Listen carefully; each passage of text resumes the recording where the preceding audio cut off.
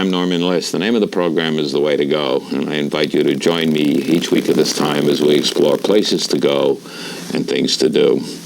Well, today we're going to talk about tomorrow, and you'll see why in a minute, and maybe you'll see right now, because my guest today is Andrea McCardle, who, of course, was the original, the best Annie. And today she's here because she's opening at the Helen Hayes Performing Arts Center in a great show, and we'll hear all about it today. And so, Andrea, I'm so glad that you came over here to talk to us about the world as it is today and as it was. But there's something that certainly when I knew you were coming on the show that I must ask you. Is it possible for you to be interviewed with someone without someone bringing up Annie? Well, if you're talking about full circle in my whole career, I mean, no, it's not, because it's a huge chunk of my life. And, I sometimes wonder how it would have turned out. I know that I would probably have, made a hit in another show, because in watching other people and in watching children especially, you can just kind of tell when it's happening. And, it happened very quickly. And my parents had no background in this. They really were just, one day at a time and playing it by ear, and somehow it all, worked, and everything stayed together, and families intact, and they still have the same professions that they had when I was born and live in the same house. So it's not like a television career where the family relocates, right. And because no matter what anybody says, that would put an enormous amount of stress on the child. In my introduction, I mentioned tomorrow, and of course, tomorrow is the big number, and I guess you'll always be identified with that, won't you? And yes, and I feel very thankful and happy that I have a song that, they could. What do you play when you walk on David Letterman if you don't have a hit on the charts? You can always just da da da da. Yeah. There's always, again, the question about children coming into the theater at a young age, whether their careers continue. And of course, there's an interesting aspect to this, because your daughter, who's 8 years old. She's just turned 9. And she's in the theater. She's in the theater. I mean, it depends, because my husband's a very successful musician and producer and composer, has written many memorable television themes, wrote The Price is Right when he was 18 years old. So that was a beginning. That was a great beginning. That was his break. And Monday Night Football. So she gets it from both sides. And she's been around. When kids see what happens backstage, that's magical as well as what happens on the stage. I've always loved that. I've always loved to be backstage. It's infectious. It's very, it's addictive. And once you're turned on to it, now it's too late, because she's, has Broadway on the brain. She just loves it. She loves it the way I did, but she's very talented. And I'm speaking as not her mother, but as another actress. She's been on Broadway. She has. She beat me by several years. Yeah. You mean she's younger? Yes, yes. In what? She made her Broadway debut as Cosette in Les Miserables. Never really wanted to play Annie. Fell in love with that role, and she was about 5 years old when I did Fantine for a year on Broadway, and she loves it. But she's she has an incredible ear and natural instinct, and the opportunity. It's the chance. When you get a chance like that, it was so difficult to decide, and you go back and forth all the time, but she loves it. And she's played with you, of course, in several shows, hasn't she? Yes, she did Annie Get Your Gun with me, and we just got finished doing kind of like a mini national tour of Oliver.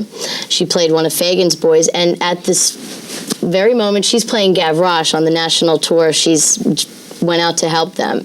So she joins the ranks of Daisy Egan and Lacey Chabert, they always have a girl who stands by for the role. It's a great role. Gavroche is... Yeah, sure. It's kind of puts the whole thing together, really, in the end, doesn't he? How do you feel about child actresses and parents who, of course, your parents didn't push you into it, you didn't push your daughter into it. How do you feel about it? Am I talking about Gypsy at the moment? I don't know. Well, I mean, they were. That was before dysfunctional, became chic, and I just don't think that. it was inevitable that she was going to go into this because it's what she was around, and I've taken her everywhere. It depends. It depends on that particular child. I know children in the business who are just so full of joy because of what they do, and their parents understand how to protect them, and I feel that we know how to protect her. It's not her whole life, but if I didn't feel that she had an incredible amount of talent, I would never even jeopardize her education, because it does. It definitely does. It's obvious in talking to you that you love the theater. And so you don't feel, as perhaps someone who was not in the theater about it, you love the theater, and you see no reason why she shouldn't, since she loves the television theater. and films, they're different, but I mean, I can't make any decision until it's put in front of me. I'm not very good at planning, so. Actors tell me that it's a strange business. What other business are you auditioning, looking for a new job 9 times a year? Right. It's true, isn't it? Right, yeah. But fortunately, you've been working pretty regularly. I work pretty much all the time, and I think having that early success, kind of like the Rocky thing, it took it takes some of your drive away for a while. And, sometimes for a long while, because you make up for lost time. But I never felt that I missed anything, and I didn't. I have incredible parents who made sure I made every dance and every prom and whatever was important to me. How about being identified with one role? That happens a lot with television people who get into a sitcom, and there are some notable people who moved into other roles completely different. Carol O'Connor being one for sure, who changed from a fool, and well, maybe not a fool, from Archie, and became. It's still hard for me. It's hard for me to look at him as anything else but. So I'm guilty of the same thing. I kind of, in my situation, it's kind of like Sally Field was Gidget and the Flying Nun forever until she did Norma Ray. So I guess I have to wait for my Norma Ray. And then, of course, Judy Garland, who you played on television as a young But that was child. right after I left the London production of Annie. But, of course, she started as a child and went through maturity as success. Right, but the business was so different then. The business is so different now compared to when I was a child. There really weren't any roles or any vehicles for children, and now they're everywhere. Dogs, kids, everything. They're everywhere.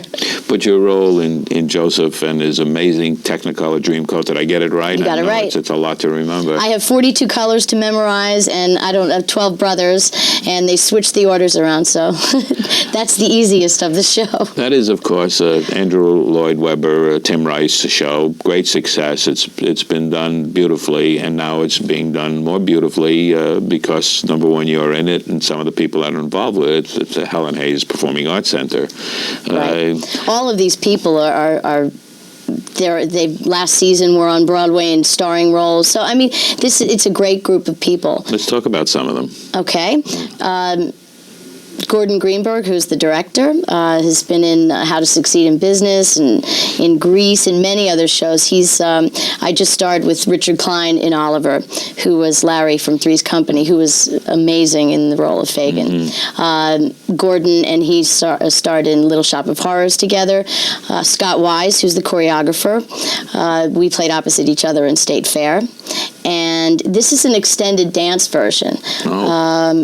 Well, and what I've seen so far, right, and it looks so good. I mean, it looks like it gives you little snippets of shows, like a little Guys and Dolls, a little West Side Story, a little gospel. I mean, this has everything. It's so bizarre that everything's a parody, so it leaves everything. It is a bizarre show when you come down. It's a fun It's a show. fiasco, and it's fun. I mean, it's a story that we already know. Sure. So it's how you get creative in telling it. We haven't talked about Joseph.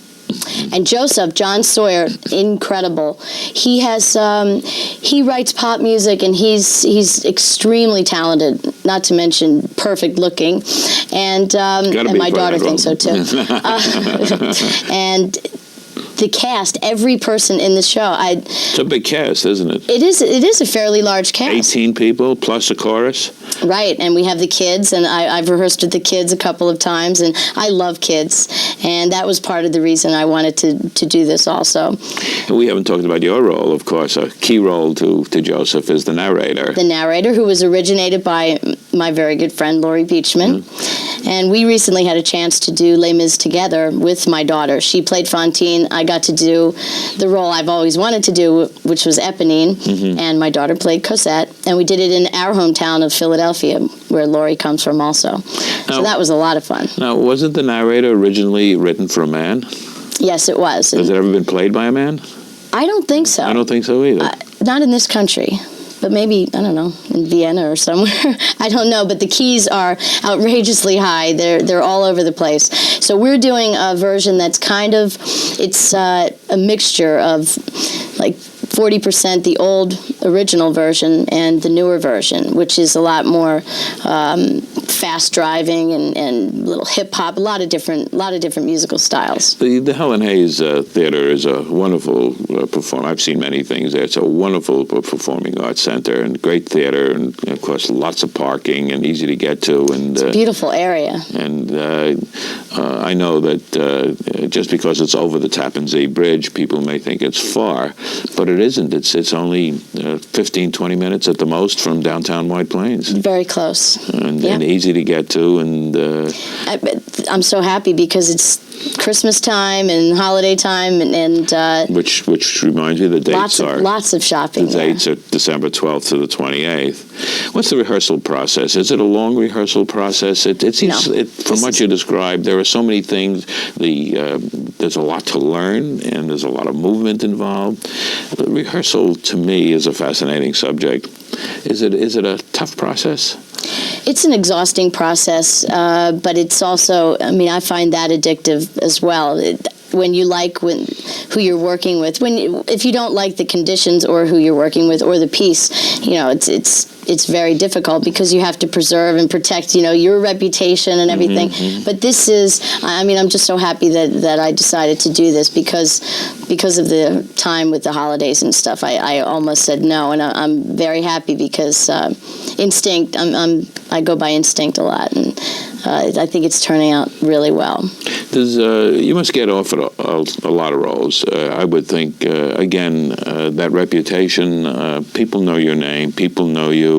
I have to say that despite the fact that you're not wearing an Annie wig at the moment, you still look like... Or won't wear one. Yeah. For the rest of my life.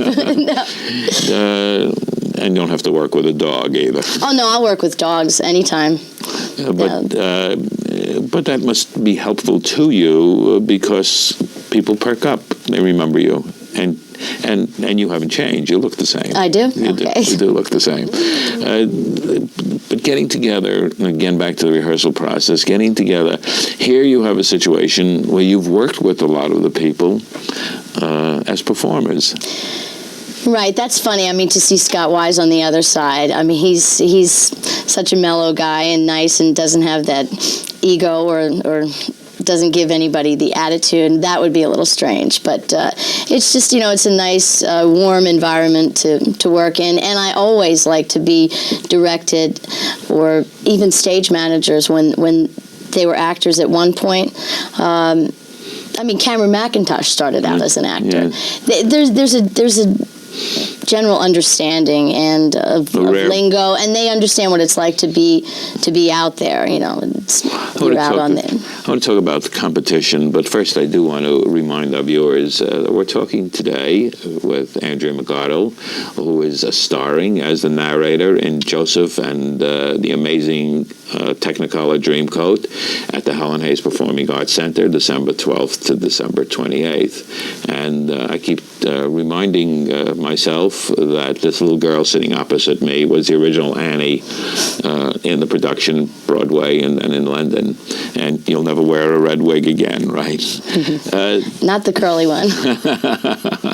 There's a lot of wigs, of course. People don't realize that in most productions, people women mostly, but men frequently, are not actually wearing their own hair. Sometimes when you see someone off stage, I just saw the two ladies who are playing the twins in...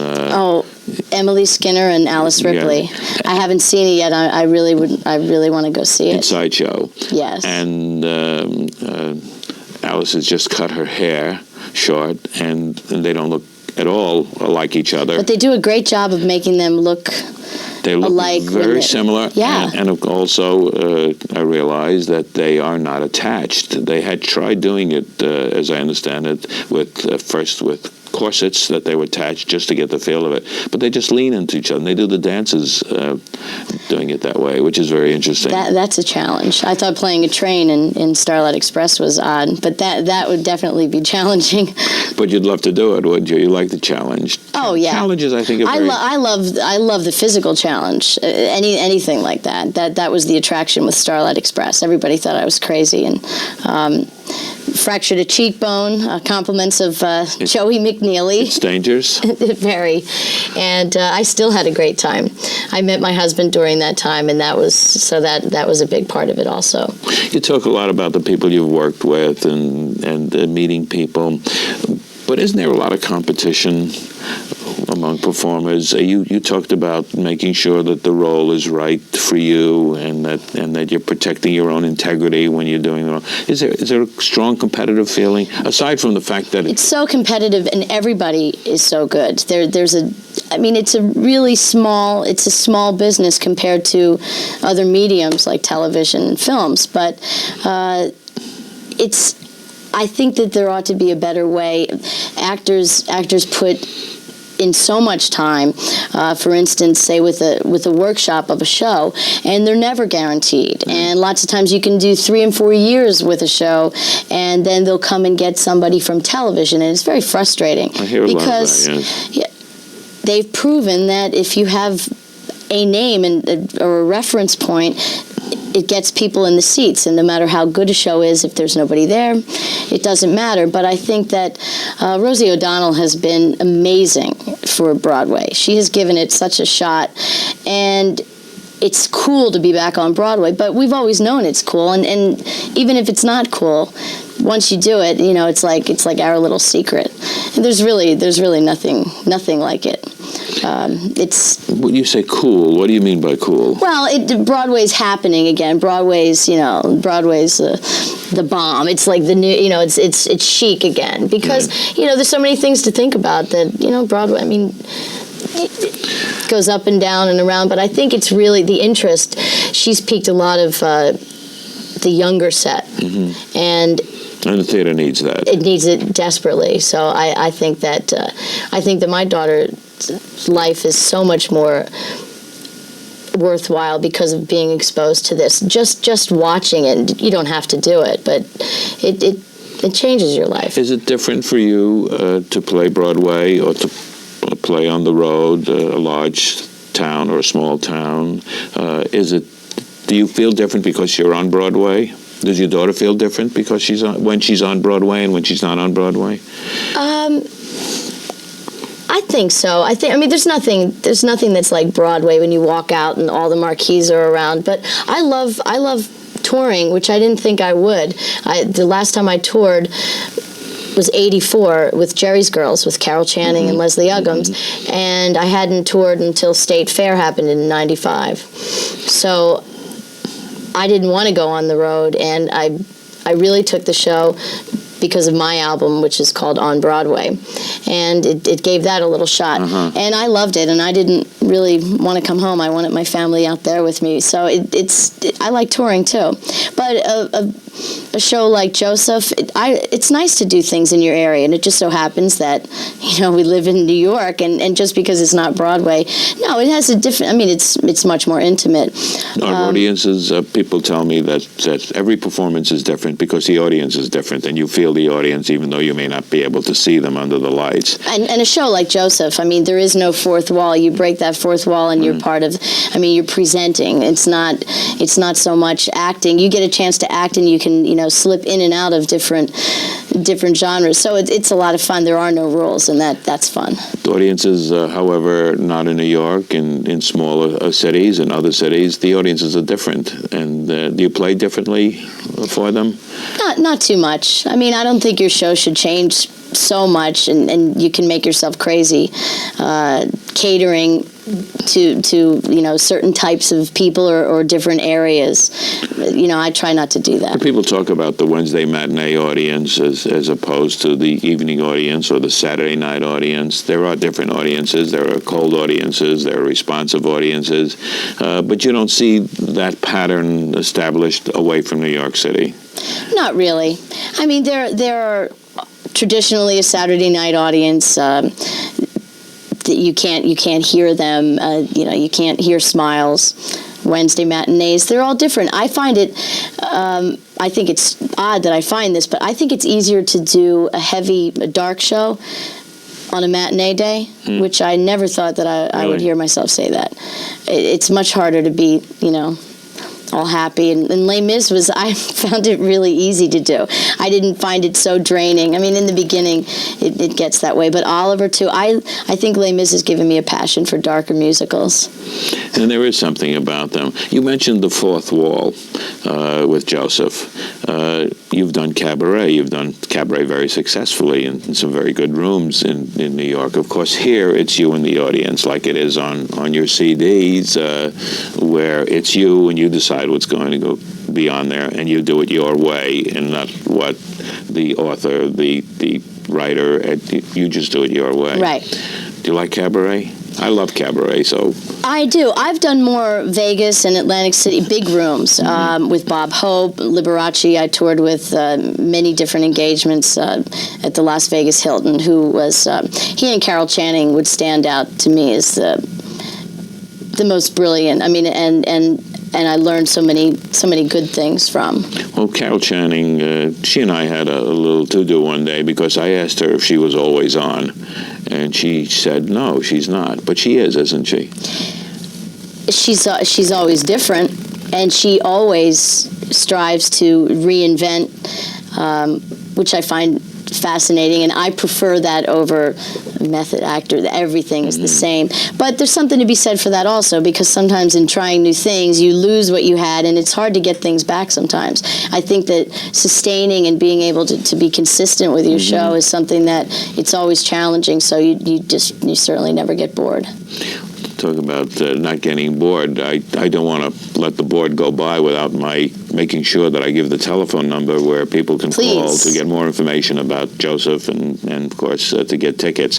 So the telephone number is 914, of course, 358-6333. And that's the number to call. That's 358-6333, and we'll put it up in the closing credits as well. The transition, inevitable question from child to adult, or as my grandson says, dolt. He says, I'm an adult. Or Right. Was there a period going from being a child actress to an adult actress where there was no work? Well, I'm a singer and an entertainer as well as an actress, so because of that, that was exactly when I toured with Liberace, because it was a shame that I got really hot and there were no vehicles for me. That was difficult, or there were no vehicles that didn't include nudity, which was something that my parents and I, just was not an option, and missed a few really big things, possibly fame. I was signed to do a little romance with Sir Laurence Olivier directing. I think that was a mistake, and there was nudity involved, but it ended up being not so prominent. And who can say what would have been? But it was really difficult because I was so underdeveloped and small for 13, because I really feel if they had in this revival of Annie, if they had used somebody who was a little older, because you really do have to have a lot of performing savvy. You really have to be a seasoned performer to carry a show like that. I never realized it then. That's what, I'm amazed. Ignorance is bliss, I'm really amazed when you see children in roles who are very, very professional, because they're so young, and sometimes it's sad to see them too professional. I don't like to see them, like little old men and women with their briefcase or talking about. But most of the kids that I come in contact with, and now I come in contact with so many more because of my daughter, they're wonderful kids. They're well-rounded. They all play. They all have, their little electronic pets like every other kid, and they run around and go crazy. And, it's just, it's an unorthodox style, but with the way their lives go. But it's interesting. So you definitely would say if your child wants to be an actor or an actress, let them do it. Let them do it. I don't think anybody would want to do this if they didn't have the goods, because it's a really, it can be very scary and frightening. But I think that, I watch my daughter, and she's so composed, and I know that I was too, but you don't think of it that way when you're in it. I'm looking at it now from the outside, and I find it fascinating. So you're not against going into the theater? No, there's a difference between going into commercials because you're cute, and there's a difference between going into the theater because, you want to express yourself. And there's a difference between keeping on going in an interview with you and running out of time, as we have, and we have run out of time. And I thank you so much for being here and talking about Joseph and his amazing Technicolor Dreamcoat at the Helen Hayes Performing Arts Center. I got that all in one breath, didn't I? Got it right. Thanks very much for coming. Thank you. Appreciate it. My guest today is Andrea McCardle in Joseph at the Helen Hayes Performing Arts Center. Great show, and she's going to do a wonderful job in it. Go see it. I'm Norman Liss. The name of the program is The Way to Go, and until next time, enjoy yourself.